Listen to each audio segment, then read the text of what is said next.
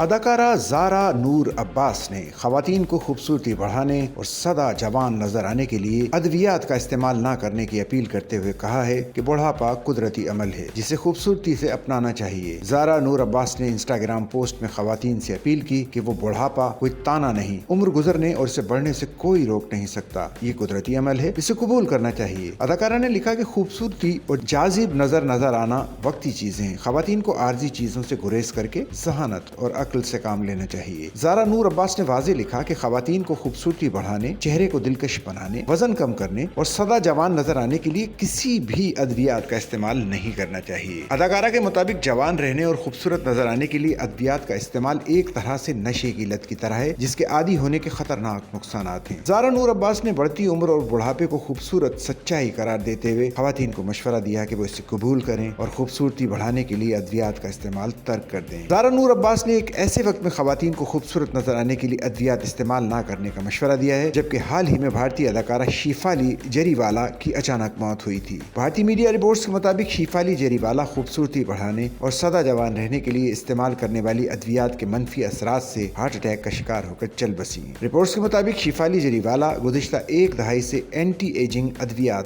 استعمال کرتی آ رہی تھیں۔ سچل نیوز نیٹ ورک کی ویڈیوز میں خوش آمدید۔ ناظرین، ویڈیو سے متعلق اپنی قیمتی رائے کا اظہار کمنٹ باکس میں ضرور کریں اور چینل کو سبسکرائب کریں۔